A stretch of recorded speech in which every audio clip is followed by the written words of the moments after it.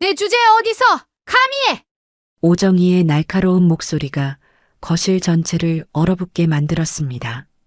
그리고 다음 순간 찰싹 하는 소리와 함께 김윤서의 뺨이 빨갛게 달아올랐죠. 하지만 이 이야기는 그 순간보다 조금 더 일찍 평범한 일상에서 시작되었습니다. 김윤서는 28살 결혼한 지 이제 막 1년이 지난 신혼부부였어요. 매일 아침 7시에 일어나 남편 최도윤을 위해 아침을 차리고 8시 30분이면 어린이집으로 출근했습니다. 미술치료사라는 직업은 윤서의 성격과 참 잘 맞았어요. 아이들의 마음을 읽어주고 상처받은 아이들을 보듬어주는 일이었거든요. 선생님, 오늘도 그림 그려요? 5살 지민이가 동그란 눈을 반짝이며 물었을 때 윤서는 언제나처럼 따뜻한 미소로 대답했습니다. 물론이지, 지민아. 오늘은 뭘 그리고 싶어? 이런 순간들이 윤서에게는 가장 소중했어요. 집에서는, 글쎄요, 집에서는 좀 다른 이야기였죠. 시댁과 같은 도시에 산다는 것은 분명 장점도 있었습니다. 뭔가 필요할 때 서로 도움을 주고받을 수 있고 명절 때도 멀리 이동할 필요가 없었거든요. 하지만 동시에 그만큼 자주 마주쳐야 한다는 뜻이기도 했어요. 윤서의 시어머니 오정희는 올해 60세였습니다. 전직 사교계 부회장을 지낸 경력이 있는 그야말로 상류층 부인이었죠. 항상 말끔하게 차려입고 언제나 당당한 자세를 유지했어요. 그녀에게는 나름의 철학이 있었습니다. 가문의 품격이라는 것이 존재한다고 믿었고 그 품격에 맞지 않는 것들은 용납할 수 없었죠. 그리고 불행히도 며느리 윤서는 그녀가 생각하는 가문의 품격에 부합하지 않는 여자였습니다. 어머니, 안녕하세요. 윤서가 시댁 문을 열고 들어설 때마다 오정희의 시선은 먼저 윤서의 복장을 훑었어요. 오늘은 뭘 입고 왔는지, 가방은 어떤 브랜드인지, 신발은 깨끗한지. 그리고는 대개 이런 말이 나왔죠. 아, 윤서 왔구나. 그런데 그 옷은 좀 평범하지 않니? 평범하다. 윤서에게 가해지는 가장 빈번한 평가였습니다. 평범한 옷차림, 평범한 직업, 평범한 집안 출신. 윤서의 친정은 정말 평범한 중산층 가정이었어요.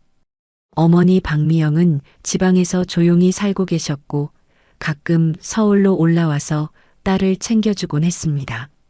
특별히 화려한 생활을 하지도 않았고 딸에게 부담을 주지 않으려고 늘 조심스러워했죠. 엄마는 괜찮아. 너만 행복하면 돼. 박미영의 입버릇이었어요. 항상 온화한 미소를 지으며 딸의 걱정을 덜어주려고 노력했습니다. 키도 작고 말도 많지 않은 어디서나 볼 수 있는 평범한 55세 여성이었죠. 하지만 윤서는 알고 있었어요. 어머니가 자신을 위해 얼마나 많은 것들을 포기하셨는지를. 아버지가 일찍 돌아가신 후 홀로 딸을 키우며 얼마나 고생하셨는지를. 그래서 윤서는 더욱 참았습니다. 시어머니의 차가운 시선도, 때로는 날카로운 말들도. 어머니를 실망시키고 싶지 않아. 그리고 도윤이도 힘들어할 거야. 최도윤은 좋은 남편이었어요. 32살 아버지 회사에서 부장으로 일하며 성실하게 살아가는 남자였습니다. 무엇보다 윤서를 진심으로 사랑했고 그녀를 행복하게 해주고 싶어 했어요. 하지만 도윤에게도 약점이 있었습니다. 부모님 앞에서는 어린아이처럼 작아져 버린다는 것이었죠. 특히 어머니 오정희 앞에서는 더욱 그랬어요. 도윤아, 내 아내 좀 제대로 교육시켜. 이런 말을 들을 때마다 도윤은 어색하게 웃으며 대화를 다른 방향으로 돌리려고 했습니다. 하지만 근본적인 해결책을 제시하지는 못했죠. 그렇게 하루하루가 지나갔어요. 윤서는 어린이집에서 아이들과 함께 있는 시간이 가장 편안했습니다. 그곳에서만큼은 아무도 그녀를 평가하지 않았고 판단하지도 않았거든요. 하지만 집으로 돌아가는 길은 항상 무거웠어요. 오늘은 또 뭐라고 하실까? 혹시 도윤이가 또 어머니께 혼나는 건 아닐까? 이런 생각들이 머릿속을 맴돌았죠. 그러던 어느 날이었습니다. 도윤이 평소보다 일찍 집에 돌아와서 말했어요. 여보, 이번 주말에 우리 집에서 점심 모임이 있대. 어머니 친구분들이 오신다고 하시는데 너희 어머니도 함께 오시면 어떨까? 한번 인사드리는 것도 좋을 것 같아서. 윤서의 가슴이 쿵 내려앉았습니다. 지금까지는 그래도 시댁 가족들끼리만 있을 때의 일이었는데 이제 외부인들까지 있는 자리에서, 그리고 무엇보다 어머니까지 그 자리에 계셔야 한다니. 하지만 거절할 수도 없었어요. 남편이 좋은 의도로 제안한 일이었고 실제로 두 어머니가 만나 뵙는 것도 필요한 일이긴 했거든요. 알겠어요. 어머니께 말씀드려 볼게요. 박미영은 딸의 전화를 받고 잠시 망설였습니다. 사실 그녀도 사돈댁의 분위기를 어느 정도 짐작하고 있었거든요. 딸이 말하지 않아도 전화 통화를 할 때마다 미묘하게 드러나는 피로감을 눈치챌 수 있었어요. 하지만 이번에는 거절할 수 없었습니다. 사돈댁에서 정식으로 초대한 자리였고 무엇보다 딸을 위해서라도 참석해야 했죠. 그래, 알겠다. 토요일이지? 엄마가 갈게. 박미영은 평소처럼 조용하고 담담한 목소리로 대답했습니다. 하지만 그녀의 마음속 깊은 곳에서는 무언가가 꿈틀거리고 있었어요. 딸을 지켜야 한다는 모성 본능이 조용히 하지만 강렬하게 깨어나고 있었던 것이죠. 토요일이 다가왔습니다. 윤서는 평소보다 더욱 신경 써서 옷을 골랐어요. 너무 화려하면 시어머니가 싫어하실 테고 너무 수수하면 또 뭐라고 하실 테니까요. 박미영은 지방에서 올라와 딸과 함께 시댁으로 향했습니다. 그녀는 평범한 베이지색 재킷에 검은색 바지, 그리고 작은 가죽 핸드백을 들고 있었어요. 어디서나 볼 수 있는 정말 평범한 중년 여성의 모습이었죠. 두 모녀가 시댁 문을 두드렸을 때 이미 몇 명의 손님들이 도착해 있었습니다. 오정희의 사교계 친구들이었어요. 모두들 명품 옷을 차려입고 반짝이는 액세서리를 착용한 상태였죠. 어머, 이분이 윤서 어머니시구나. 오정희가 박미영을 보며 밝게 웃었습니다. 하지만 그 눈빛은 박미영의 전체적인 모습을 훑어보고 있었어요. 옷차림, 가방, 신발, 심지어 손톱까지. 박미영은 정중하게 인사를 드렸습니다. 안녕하세요. 항상 윤서가 신세를 많이 지고 있습니다. 온화하고 차분한 목소리였어요. 하지만 그녀의 눈은 매우 밝고 총명해 보였습니다. 점심 준비는 이미 끝나 있었고 곧 모든 사람들이 식탁에 둘러앉았어요. 화기애애한 분위기에서 대화가 시작되었습니다. 하지만 윤서에게는 그 시간이 고문과 같았죠.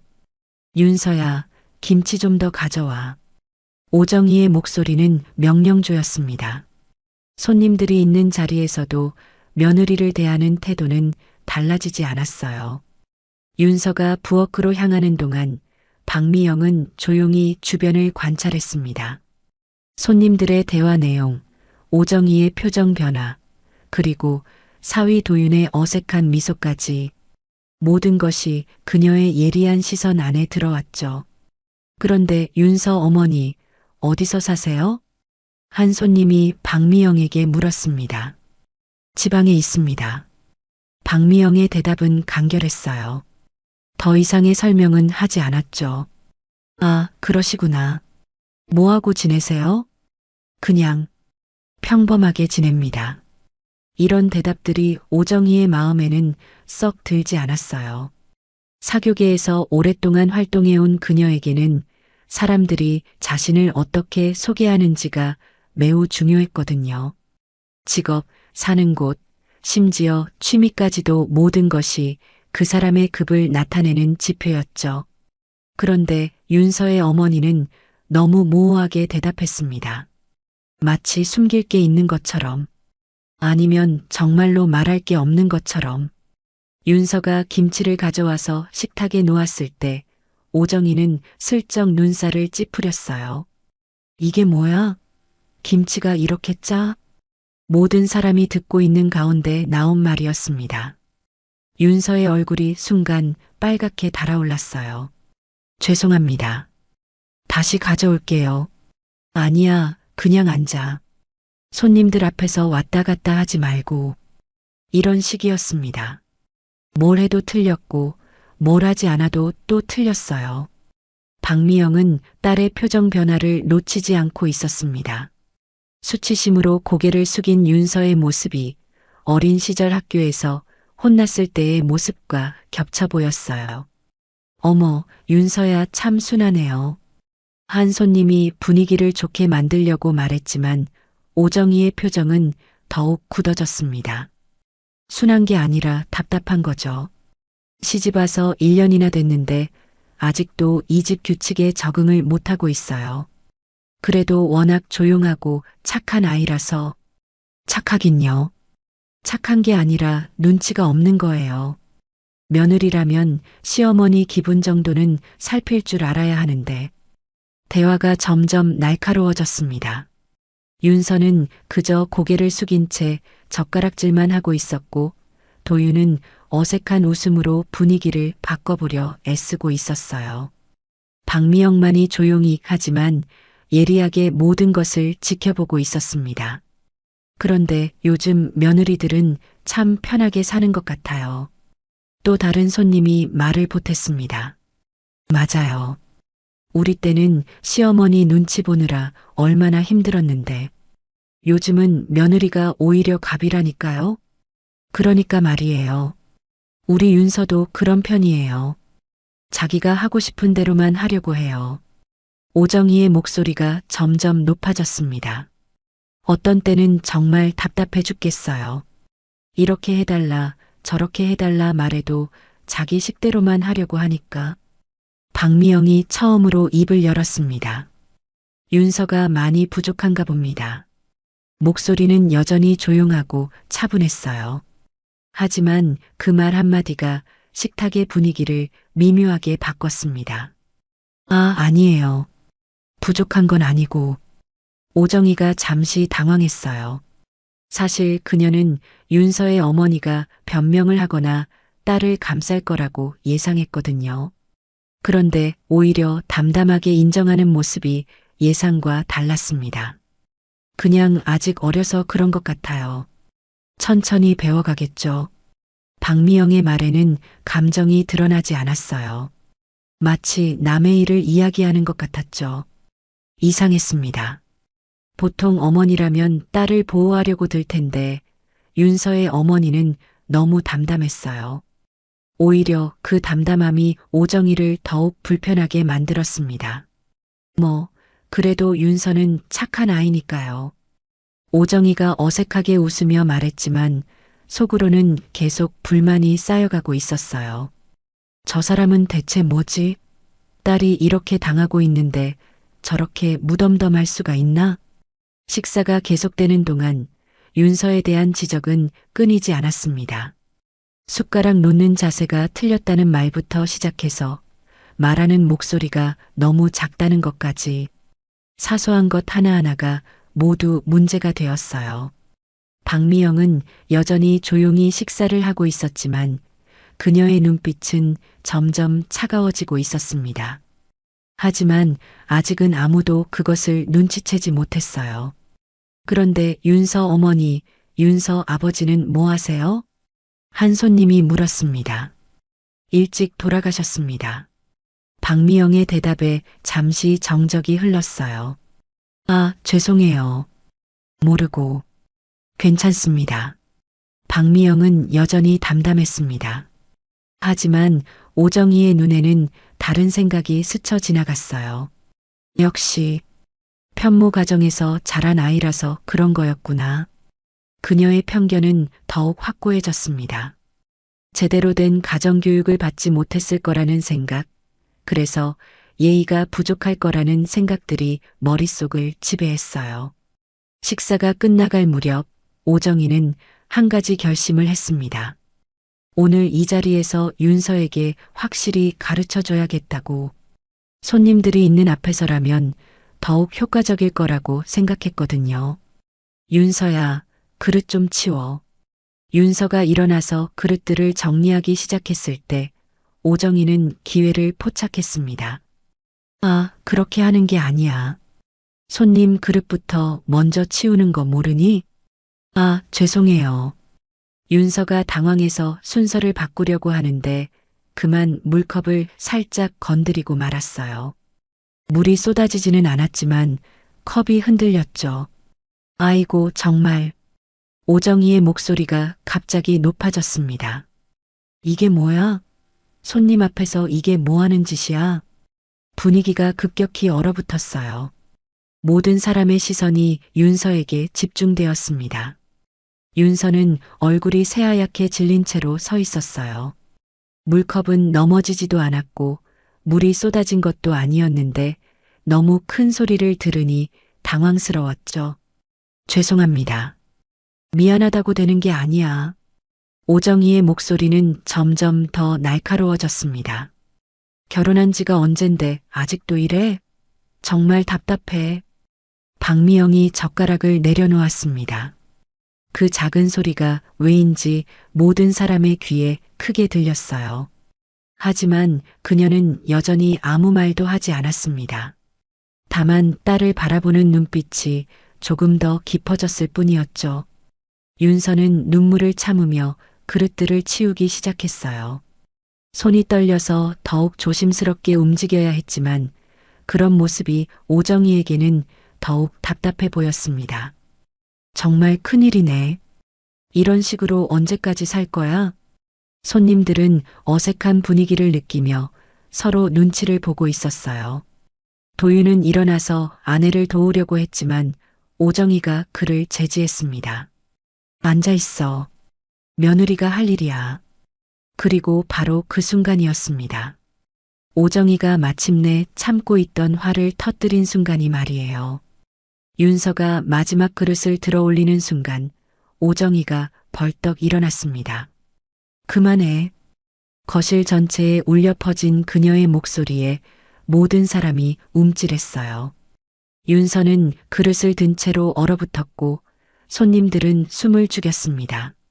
정말 답답해 죽겠어. 이것도 모르고 저것도 모르고. 오정희의 얼굴은 분노로 일그러져 있었어요. 평소에 쌓였던 불만들이 한꺼번에 터져 나오는 것 같았죠. 결혼한 지가 1년이나 됐는데 아직도 이 모양이야? 도대체 친정에서 뭘 가르쳤길래? 박미영의 손이 무릎 위에서 살짝 움직였습니다. 하지만 여전히 아무 말도 하지 않았어요. 다만 딸을 바라보는 시선이 조금 더 깊어졌을 뿐이었죠. 이 집안에 들어왔으면 좀 맞출 줄 알아야지. 오정희가 윤서에게 한 걸음 다가섰습니다. 그녀의 목소리는 점점 더 높아지고 있었어요. 내 주제에 어디서? 그리고 그 순간이었습니다. 찰싹? 오정희의 손이 윤서의 뺨을 후려쳤어요. 거실이 완전히 얼어붙었습니다. 손님들은 충격에 빠진 채로 서로를 바라봤고 도윤은 입을 벌린 채로 멈춰 서 있었어요. 윤서의 뺨이 빨갛게 달아올랐습니다. 그릇이 그녀의 손에서 떨어져 바닥에 떨어졌지만 다행히 깨지지는 않았어요. 하지만 그 소리가 정적 속에서 유난히 크게 들렸죠. 윤서는 뺨을 살짝 만지며 고개를 숙였어요. 눈물이 그녀의 눈가에 맺혔지만 떨어뜨리지는 않았습니다. 그저 입술을 꽉 깨물고 서 있을 뿐이었죠. 어머니, 도윤이 작은 목소리로 말했지만 오정희는 그를 쏘아보며 말했어요. 뭐, 내 아내 교육을 제대로 못 시킨 내가 할 말이 있어? 도윤은 더 이상 아무 말도 할 수 없었습니다. 그는 아내와 어머니 사이에서 어떻게 해야 할지 몰라 그저 우물쭈물할 뿐이었어요. 박미영이 천천히 일어났습니다. 그녀의 움직임은 매우 조용했지만 왠지 모든 사람의 시선이 그녀에게 집중되었어요. 윤서야. 박미영의 목소리는 여전히 차분했습니다. 하지만 그 안에는 지금까지 없던 무언가가 스며들어 있었어요. 엄마. 윤서가 고개를 들었을 때 박미영은 딸의 빨간 뺨을 바라봤습니다. 그리고 그 순간 그녀의 눈빛이 변했어요. 아주 미세하게 하지만 확실히 변했습니다. 괜찮니? 네, 괜찮아요. 윤서는 여전히 작은 목소리로 대답했어요. 어머니에게 걱정을 끼치고 싶지 않았거든요. 박미영은 딸을 바라보며 고개를 끄덕였습니다. 그리고 천천히 오정희를 바라봤어요. 두 여자의 시선이 마주쳤습니다.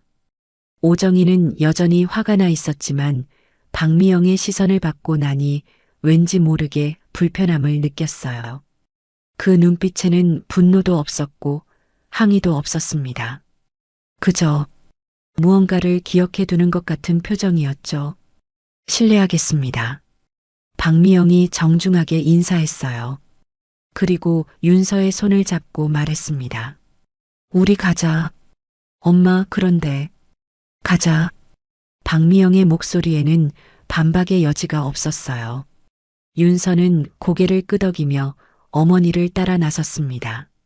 두 모녀가 현관문을 나가는 동안 거실에는 여전히 어색한 정적이 흘렀어요. 손님들은 서로 눈치를 보며 무엇라고 말해야 할지 몰라 했고 도윤은 망연자실한 표정으로 서 있었습니다. 참, 기가 막히네. 오정희가 중얼거렸어요. 딸이 저렇게 당했는데도 한마디 못하고 그냥 가다니. 역시 뭔가 부족한 사람들이야. 하지만 손님들 중 한 명은 다른 생각을 하고 있었어요. 박미영의 마지막 눈빛이 자꾸 머릿속에 맴돌았거든요. 분노하거나 당황하지 않은 그 차분하면서도 어딘지 서늘한 시선이 말이에요. 엘리베이터 안에서 윤서는 참았던 눈물을 흘렸습니다. 엄마, 미안해요.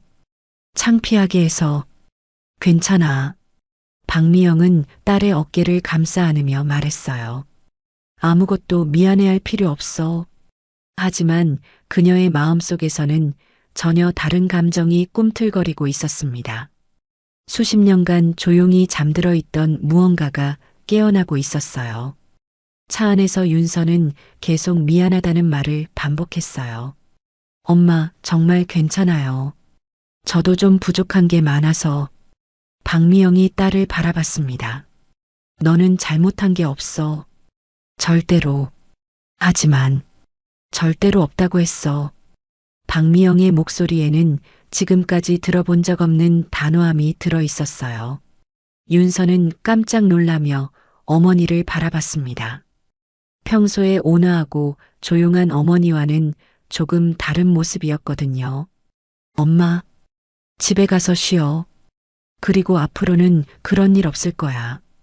박미영의 말에는 묘한 확신이 담겨 있었어요. 마치 무언가를 약속하는 것 같았죠. 윤서는 어머니의 변화를 느꼈지만 정확히 무엇인지는 알 수 없었어요. 다만 이상하게 마음이 안정되는 것을 느꼈습니다.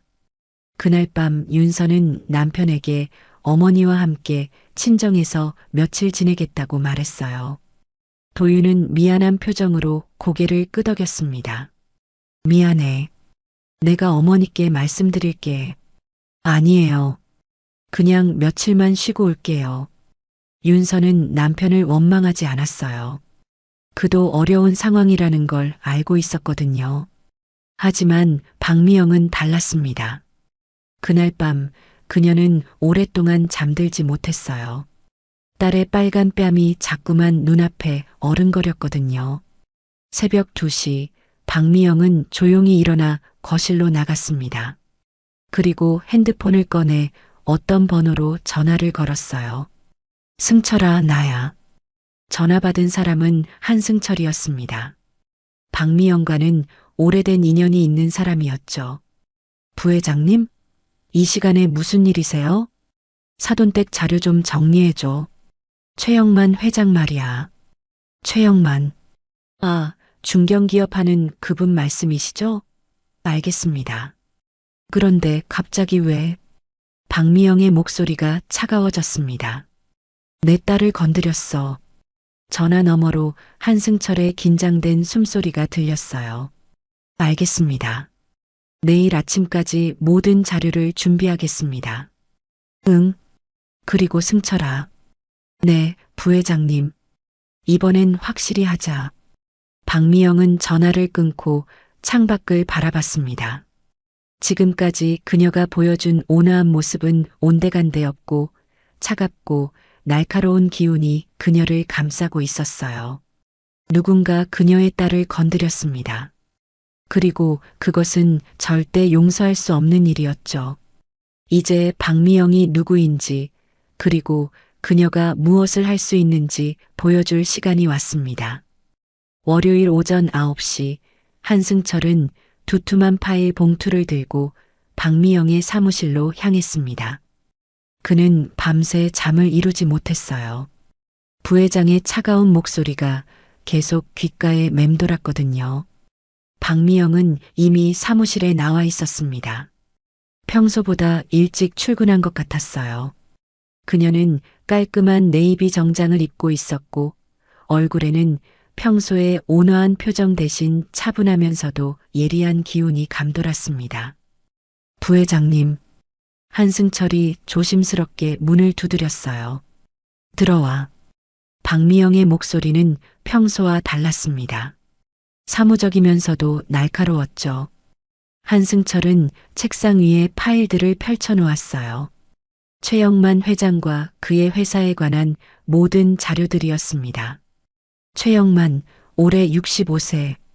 25년 전 작은 건설업체로 시작해서 현재는 연매출 300억 규모의 중견기업을 운영하고 있습니다. 박미영은 자료를 하나씩 넘겨보며 들었어요.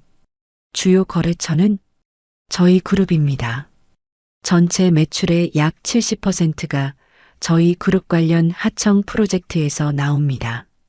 박미영의 입꼬리 살짝 올라갔어요. 냉소적인 미소였습니다. 그래서 완전히 저희에게 의존하고 있다고 봐도 무방합니다. 저희가 계약을 중단하면 망한다는 얘기네. 네, 그렇습니다. 박미영은 계속해서 자료를 살펴봤어요. 회사 재무 상태, 임직원 현황, 최근 수주 실적까지 모든 것이 상세하게 정리되어 있었습니다. 다른 문제들은 없어? 한승철이 또 다른 파일을 꺼냈어요. 몇 가지 발견한 것들이 있습니다. 먼저 지난해 안전사고 은폐 의혹이 있습니다. 작업자 한 명이 다쳤는데 산재 신고를 하지 않았어요. 박미영의 눈빛이 차가워졌습니다. 계속해. 그리고 세금 문제도 있습니다. 일부 수익을 누락 신고한 흔적이 보여요. 정확한 규모는 더 조사해 봐야 하겠지만 얼마나? 대략 10억 원 정도로 추정됩니다. 박미영은 펜을 내려놓고 뒤로 기댔어요. 재미있네. 그녀의 목소리에는 감정이 없었습니다. 마치 비즈니스 회의에서 숫자를 검토하는 것 같았죠. 부회장님, 어떻게 진행하시겠습니까? 박미영은 잠시 생각에 잠겼습니다. 창밖을 바라보며 무언가를 계산하고 있는 것 같았어요. 단계적으로 가자.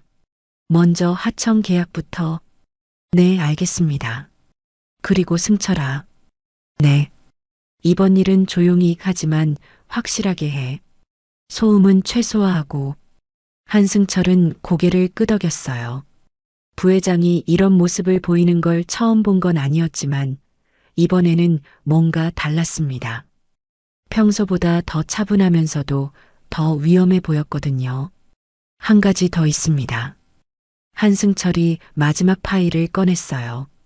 부인 오정희 씨에 대한 자료입니다. 박미영의 시선이 그에게 집중되었어요. 전직 사교계 부회장이라고 하시던데 실제로는 그냥 회원이었습니다. 부회장은 한 번도 맡아본 적이 없어요. 허세를 부렸다는 얘기네. 그리고 현재도 몇몇 사교 모임에 참여하고 있는데 대부분 과시욕이 강한 분들로 유명합니다. 박미영은 오정희의 사진을 바라봤어요. 토요일에 만났던 그 여자, 자신의 딸을 때렸던 그 여자였습니다. 이 사람들이 가장 싫어하는 게 뭐지? 체면이 깎이는 일이죠. 특히 경제적 몰락이나 사회적 추락 같은.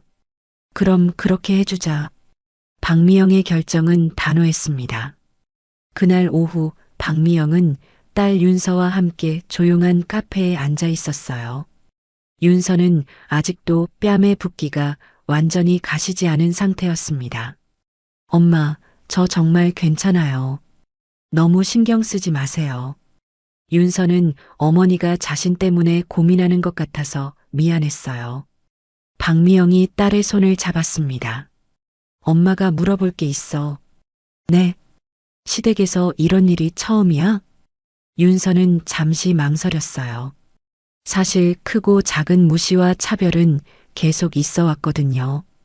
하지만 어머니를 걱정시키고 싶지 않았습니다. 아니에요. 가끔 그런 일들이 있긴 했어요. 박미영의 표정이 더욱 굳어졌어요. 어떤 일들? 그냥 제가 하는 일들을 별로 좋아하지 않으세요. 요리도 그렇고 집안일도 그렇고. 때린 건? 아니요.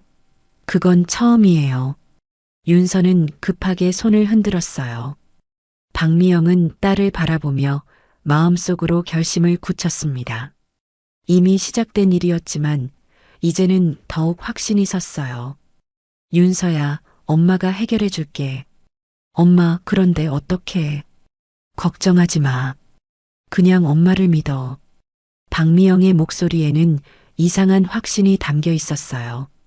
윤서는 어머니의 변화를 느꼈지만 정확히 무엇인지는 알 수 없었습니다.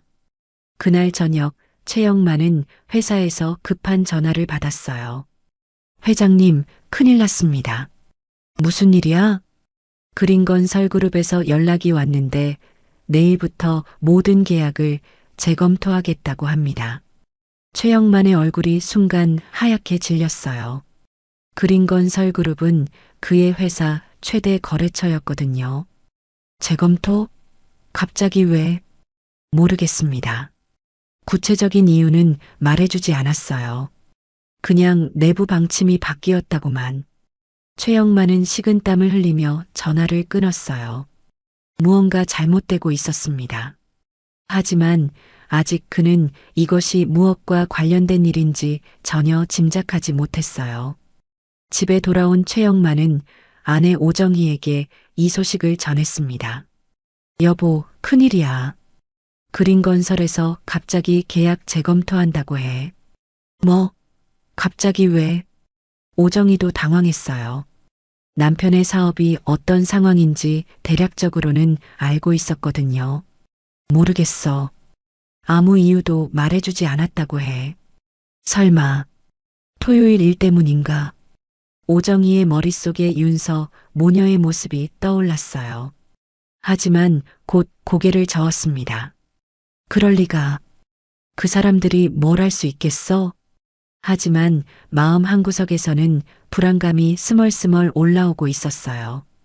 윤서의 어머니, 박미영의 마지막 눈빛이 자꾸 생각났거든요. 그 차분하면서도 서늘했던 시선이 말이에요. 다음 날 아침 더 큰 충격이 기다리고 있었습니다. 화요일 오전 10시 최영만의 휴대폰이 연달아 울렸습니다. 첫 번째 전화는 은행에서 왔어요. 회장님, 죄송합니다만 대출 연장건이 반려되었습니다. 뭐라고? 왜 갑자기? 본사에서 내려온 지시라고 합니다. 구체적인 이유는? 두 번째 전화는 협력업체에서 왔어요. 회장님, 미안합니다. 다음 프로젝트는 다른 업체와 진행하기로 했습니다. 이유라도 좀. 세 번째, 네 번째 전화도 마찬가지였어요. 모두 계약 취소나 연장 거부 통보였습니다. 최영만은 차가운 땀을 흘리며 회사 임원들을 긴급 소집했어요. 도대체 무슨 일이야? 왜 갑자기 이런 일들이? 회장님, 저희도 모르겠습니다. 어제까지만 해도 아무 문제가 없었는데. 그린건설그룹에서 무슨 말 더 없었어? 아니요. 그냥 내부 방침 변경이라고만. 최영만은 머리를 감추어요. 25년간 쌓아온 모든 관계가 하루아침에 무너지고 있었습니다. 같은 시간 박미영은 자신의 사무실에서 차분히 보고를 받고 있었어요. 첫 번째 단계 완료되었습니다. 부회장님. 한승철이 상황을 정리해서 보고했어요. 주요 거래처 5곳 모두 계약 중단 또는 연장 거부 통보했습니다. 은행 쪽도 대출 회수 절차에 들어갔고요. 박미영은 고개를 끄덕였습니다. 반응은? 최영만 회장이 오전 내내 전화를 돌리고 있습니다. 하지만 아무도 구체적인 이유는 말해주지 않고 있어요. 당연하지. 다음 단계는 언제 시작하지? 내일 아침 신문에 첫 번째 기사가 나갑니다. 박미영은 창밖을 바라봤어요. 딸 윤서의 빨간 뺨이 아직도 선명하게 기억났습니다. 좋아. 계속 진행해. 오후 2시 최영만은 그린건설그룹 본사로 향했어요. 직접 찾아가서 이유라도 알아보려고 했습니다. 하지만 접수처에서 막혔어요. 죄송합니다. 담당자가 모두 회의 중이라서 면담이 어렵습니다. 그럼 언제 가능한가요? 일정을 확인해 봐야. 최영만은 1시간을 기다렸지만 결국 만나지 못했어요. 이상했습니다. 지금까지는 전화 한 통이면 언제든 만날 수 있었는데 말이에요. 집으로 돌아가는 길, 최영만은 깊은 생각에 잠겼습니다. 누군가 우리를 의도적으로 타겟으로 삼고 있는 건 아닐까? 하지만 누가 왜 그런 일을 할까요? 경쟁업체? 아니면 다른 이유? 오정희는 남편이 침울한 표정으로 돌아오자 불안해했어요. 어떻게 됐어? 만나지도 못했어. 뭔가 이상해. 설마 정말 토요일 일 때문인 건 아니겠지? 최영만이 아내를 바라봤어요. 토요일에 무슨 일이 있었는데? 오정희는 잠시 망설였습니다. 사실 윤서를 때린 일을 남편에게 자세히 말하지 않았거든요. 아니야, 별일 아니었어. 그냥 윤서한테 좀 주의를 줬을 뿐이야. 주의? 예의 없이 행동해서 말이야. 최영만은 별로 관심 없다는 듯 고개를 끄덕였어요. 지금은 회사 일이 더 급했거든요. 수요일 아침 충격적인 뉴스가 터졌습니다. 중견건설업체 최모 회장, 안전사고, 은폐 의혹. 신문 첫면에 실린 기사였어요. 기사는 상당히 구체적이었습니다.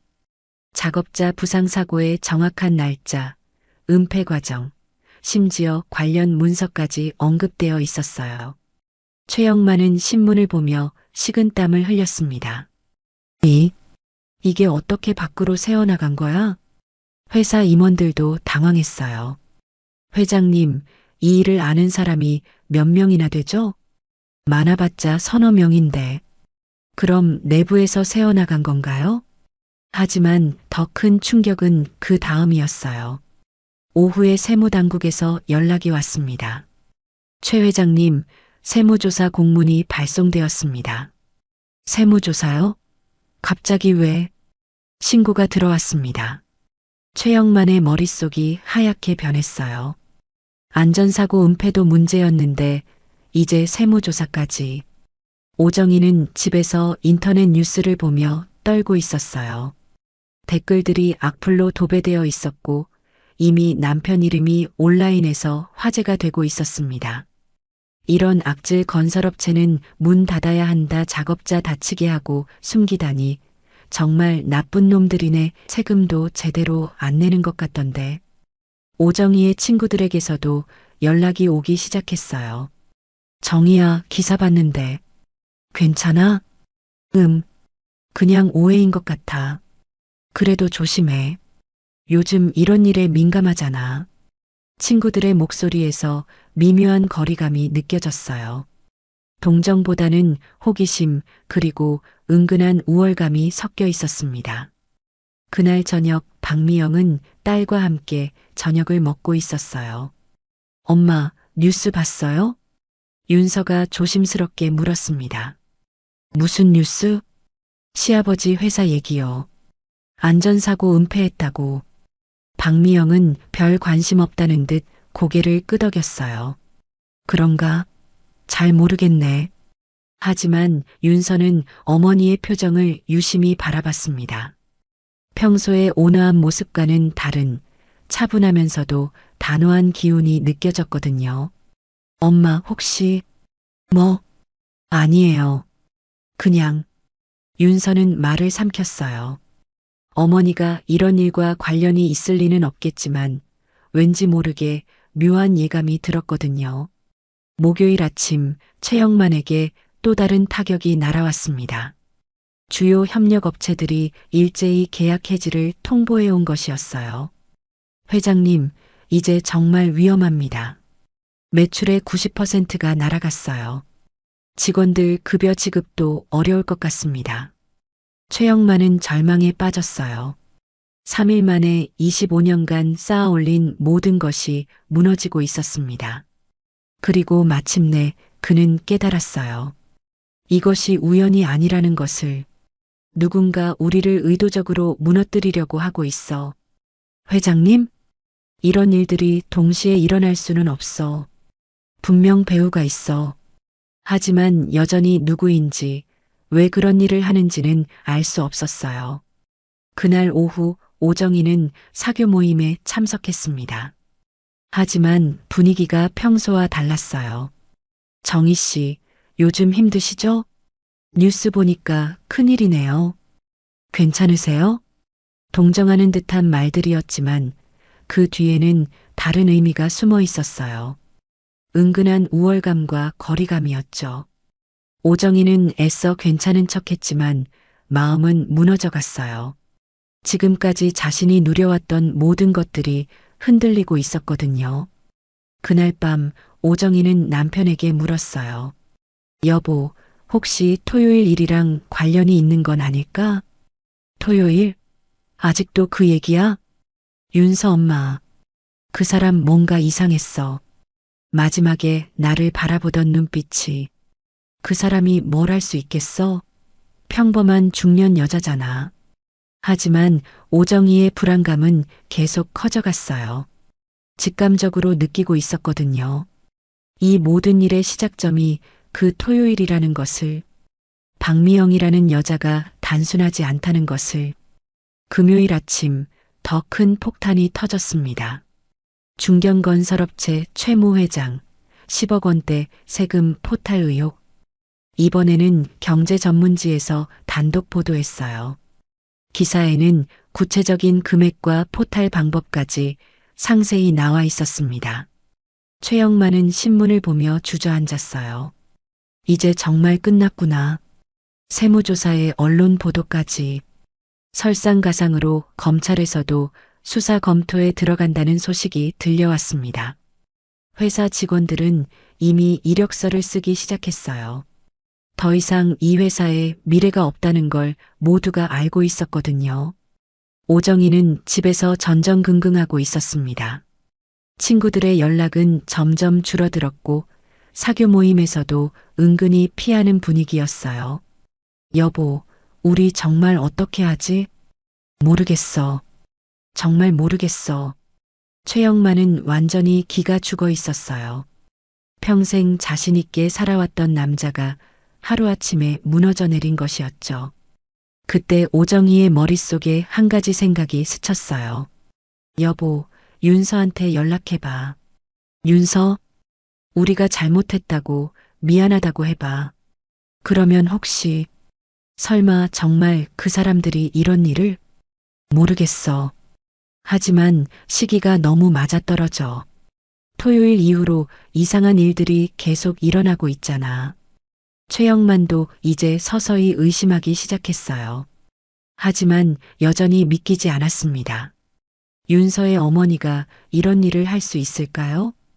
그래도 한번 해보자. 지금 상황에서는 뭐라도. 그날 오후 도윤에게 전화가 왔어요. 도윤아, 아버지야. 네, 아버지. 윤서랑 같이 집에 좀 와줄 수 있니? 할 말이 있어서. 도윤의 목소리에서 당황스러움이 느껴졌어요. 무슨 일이세요? 와서 얘기하자. 윤서는 남편의 전화를 받고 불안해했어요. 왜 갑자기 집에 오라고 하시지? 모르겠어. 어머니도 함께 오시면 좋겠다고 하시던데. 박미영은 딸의 말을 듣고 잠시 생각했어요. 그래, 가보자. 엄마, 괜찮으실까요? 괜찮아. 걱정하지 마. 박미영의 목소리는 여전히 차분했어요. 하지만 그녀의 눈빛에는 묘한 빛이 돌고 있었습니다. 오후 5시 세 사람은 시댁에 도착했어요. 최영만과 오정희가 거실에서 기다리고 있었습니다. 분위기가 이상했어요. 평소에 당당했던 오정희의 모습은 온데간데였고 초조하고 불안해하는 모습이었죠. 최영만도 마찬가지였어요. 어서 앉아라. 최영만의 목소리에는 평소의 권위가 없었어요. 오히려 조심스러운 기색이 느껴졌죠. 윤서는 불안한 마음으로 소파에 앉았고 박미영은 딸 옆에 자리를 잡았어요. 그게. 최영만이 말문을 열기 어려워했어요. 오정희가 대신 말했습니다. 윤서야, 저번 주 토요일 일 말이야. 윤서의 몸이 살짝 굳었어요. 어머니가 좀 심하게 했지. 미안하다. 뒤늦은 사과였어요. 하지만 그 사과에는 진심보다는 다른 의도가 섞여 있었죠. 박미영은 아무 말 없이 오정희를 바라봤어요.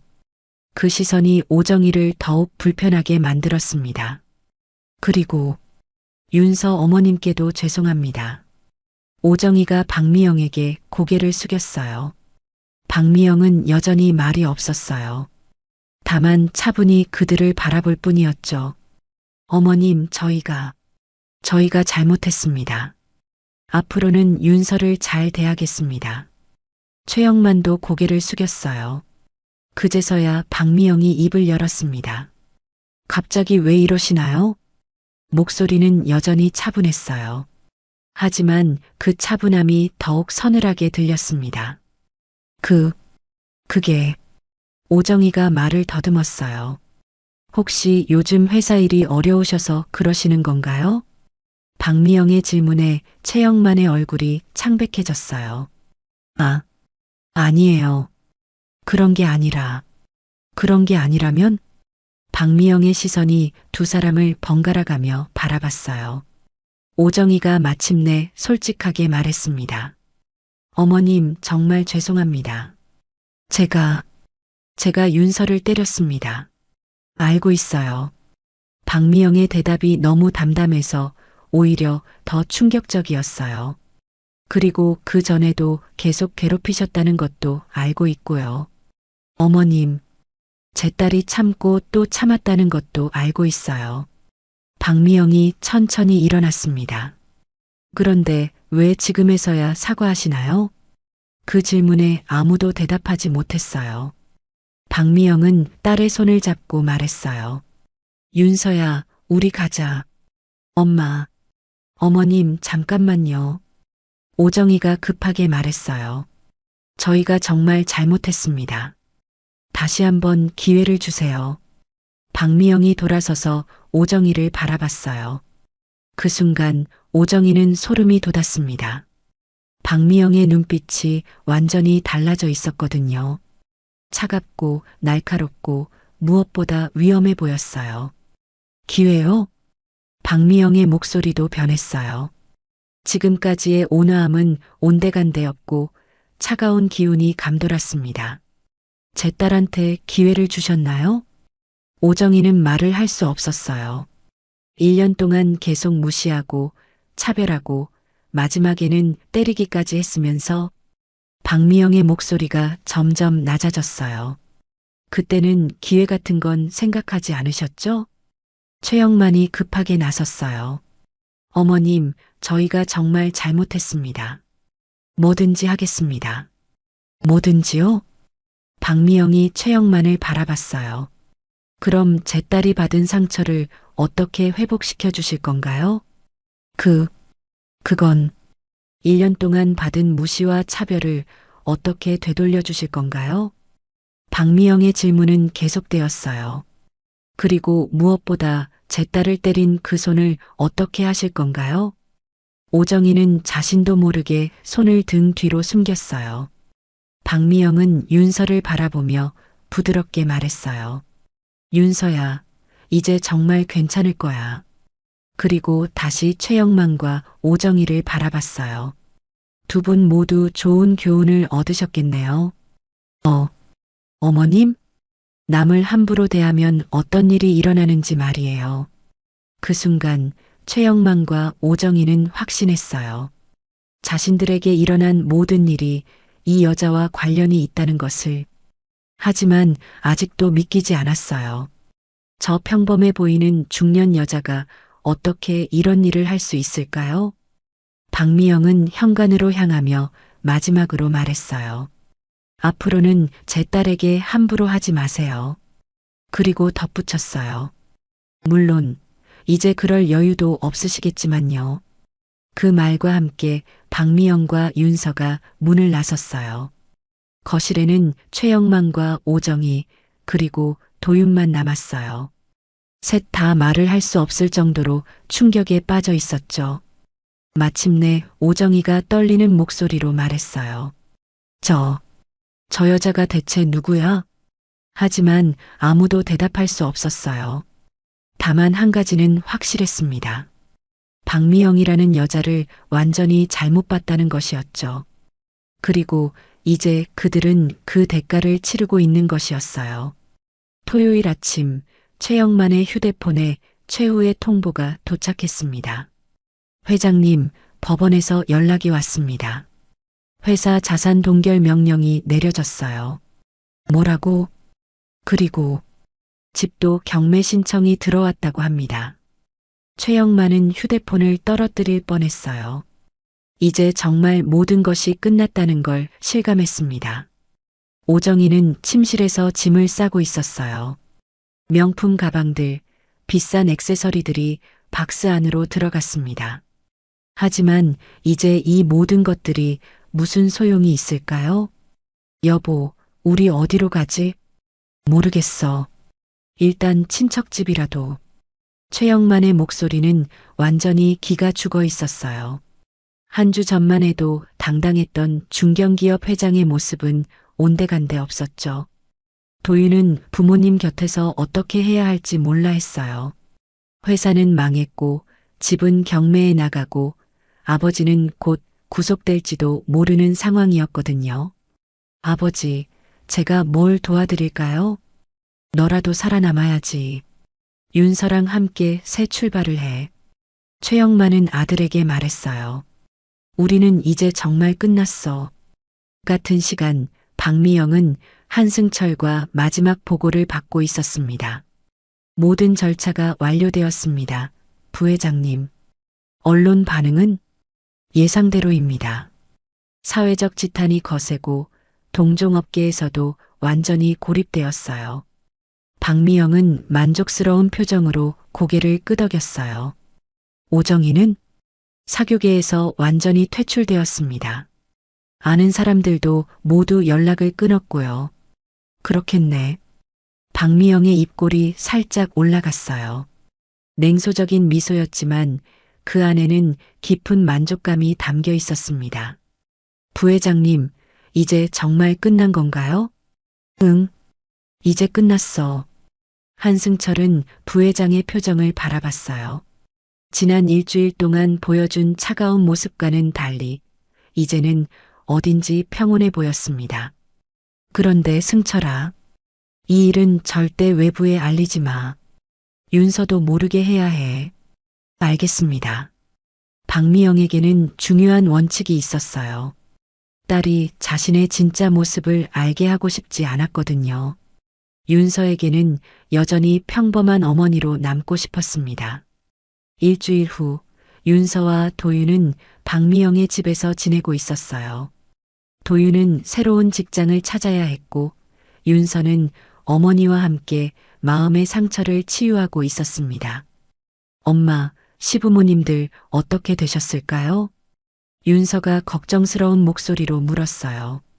아무리 자신을 힘들게 했던 사람들이라도 완전히 미워할 수는 없었거든요. 잘 모르겠네. 아마 어디선가 새 출발을 하고 계실 거야. 박미영의 대답은 담담했어요. 실제로 최영만과 오정희는 지방의 작은 도시로 내려가 있었습니다. 최영만은 작은 건설업체에서 현장 관리자로 일하기 시작했고 오정희는 평생 처음으로 생계를 위해 일자리를 찾아야 했어요. 이게 다 그 여자 때문이야. 오정희는 아직도 분노를 사귀지 못하고 있었어요. 박미영이라는 그 여자가 대체 누구길래. 하지만 최영만은 이제 체념한 상태였어요. 그만해. 이제 와서 후회해봤자 소용없어. 우리가 먼저 잘못했잖아. 윤서를 괴롭혔고 마지막에는 때리기까지 했어.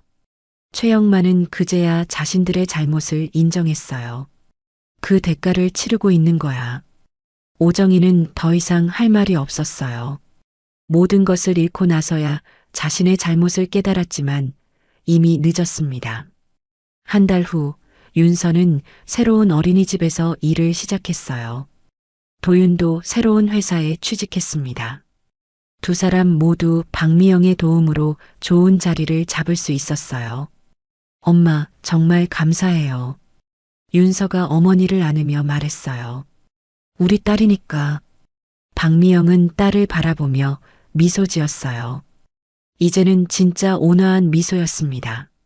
그런데 엄마, 정말 신기해요. 뭐가? 시댁에서 그런 일들이 일어난 게요. 마치 누군가 의도적으로 한 것처럼. 박미영의 표정이 살짝 굳었어요. 그냥 우연의 일치겠지. 세상에는 그런 일들이 종종 일어나거든. 그런가요? 응. 그리고 윤서야. 이제는 그런 일들은 생각하지 마. 우리는 앞만 보고 살자. 윤서는 고개를 끄덕였어요. 어머니 말이 맞았습니다. 과거에 얽매여 있을 필요는 없었죠. 저녁 무렵 박미영은 혼자 거실에 앉아 차를 마시고 있었어요. 창밖으로 석양이 지고 있었습니다. 한승철에게서 문자가 왔어요. 최영만 업무상 배임 혐의로 기소되었습니다. 실형 가능성 높아 보입니다. 박미영은 문자를 보고 휴대폰을 내려놓았어요. 더 이상 확인할 필요도 없었습니다. 모든 것이 계획대로 진행되었거든요. 윤서가 부엌에서 나와 어머니 옆에 앉았어요. 엄마, 뭘 보세요? 그냥 석양을 보고 있었어. 예뻐요. 그래. 박미영은 딸의 손을 잡았어요. 이제 윤서의 뺨에는 상처의 흔적이 완전히 사라져 있었습니다. 윤서야, 행복하지? 네, 정말 행복해요. 그럼 됐어. 박미영에게는 그것만으로 충분했어요. 딸이 행복하다면 그 외의 모든 것은 중요하지 않았습니다. 그날 밤 박미영은 오랜만에 깊은 잠에 들었어요. 지난 한 달간의 긴장과 분노가 모두 해소되었거든요. 복수는 완료되었습니다. 그리고 이제 다시 평범한 일상으로 돌아갈 시간이었어요. 하지만 박미영은 알고 있었습니다. 만약 누군가 다시 자신의 딸을 건드린다면 자신이 무엇을 할 수 있는지를. 그녀는 평범한 어머니였지만 동시에 절대 만만하게 봐서는 안 될 사람이기도 했거든요. 딸을 지키는 어머니의 힘은 그 누구보다 강했으니까요. 6개월이 흐른 어느 봄날, 박미영은 한가로이 카페에 앉아 있었습니다.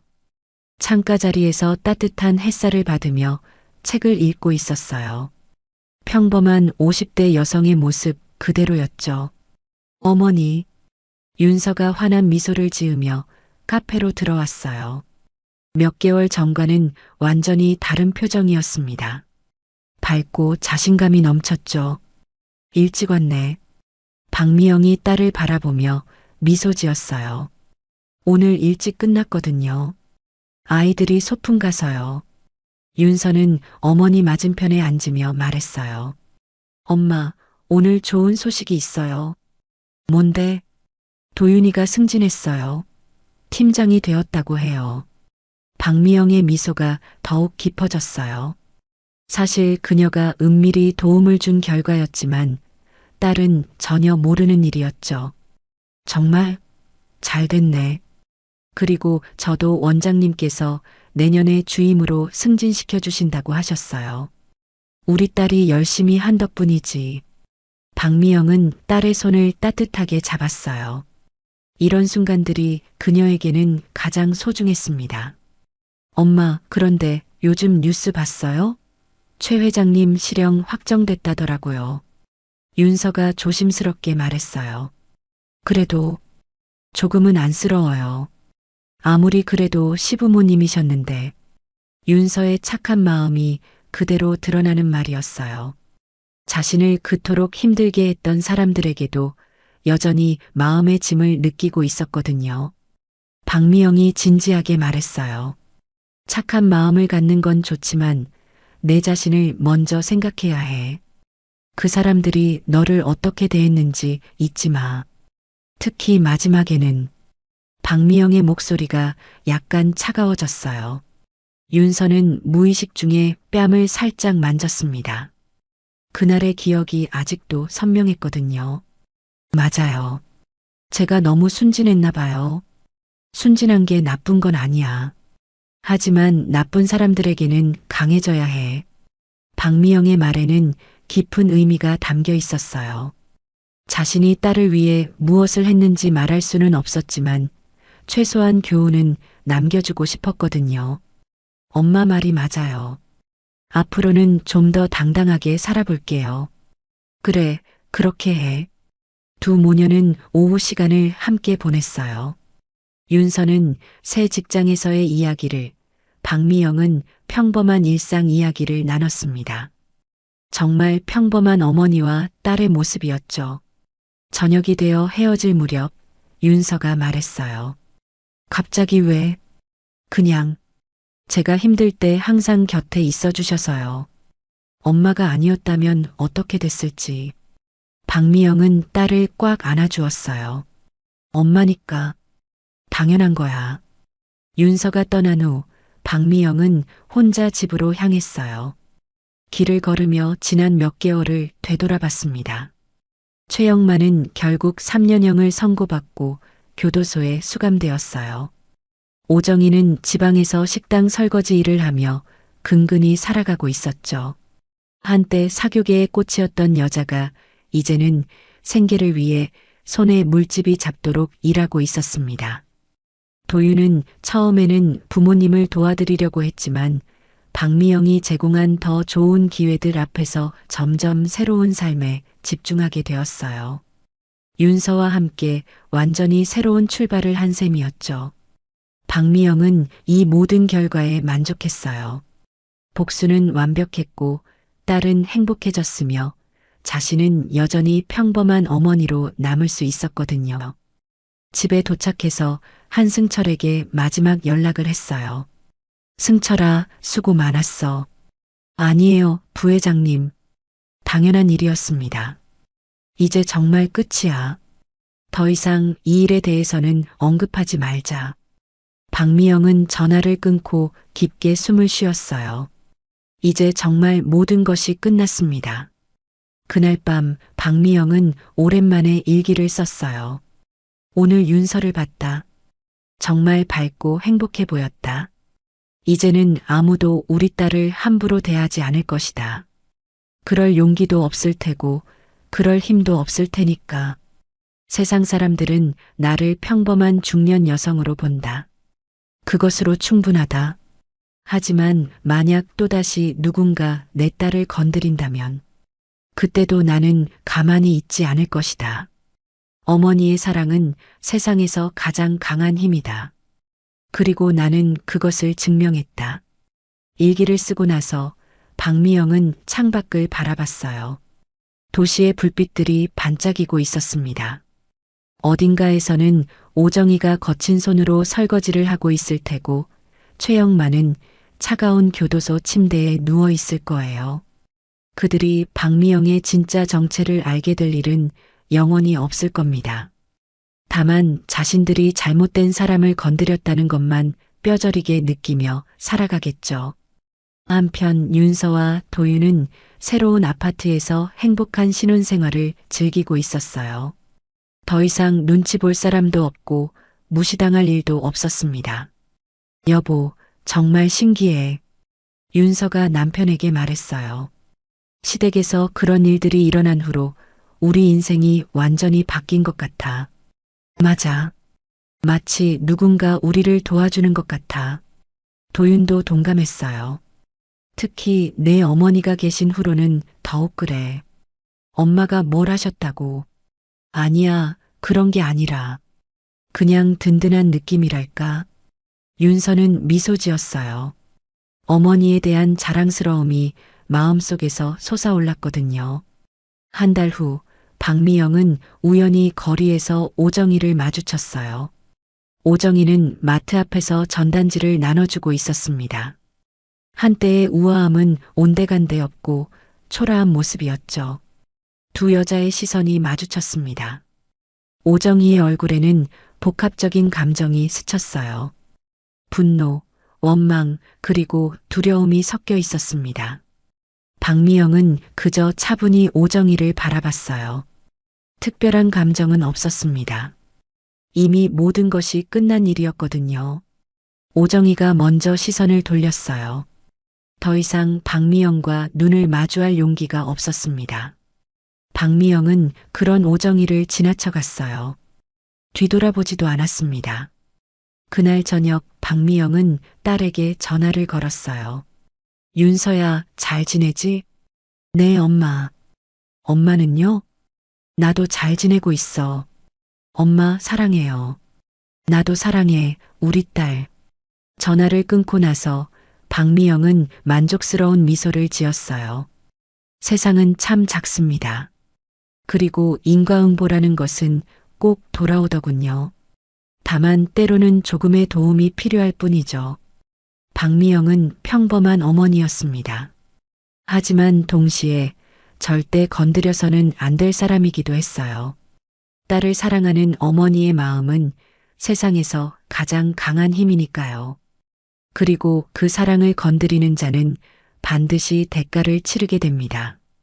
박미영은 그것을 완벽하게 증명해 보였어요. 조용하지만 확실하게, 평범하지만 강력하게. 이제 그녀는 다시 일상으로 돌아갔습니다. 하지만 언제든 딸이 위험에 처한다면 다시 한번 그 힘을 보여줄 준비가 되어 있었어요. 어머니의 사랑은 영원하니까요. 그리고 그 사랑만큼 무서운 것도 없으니까요.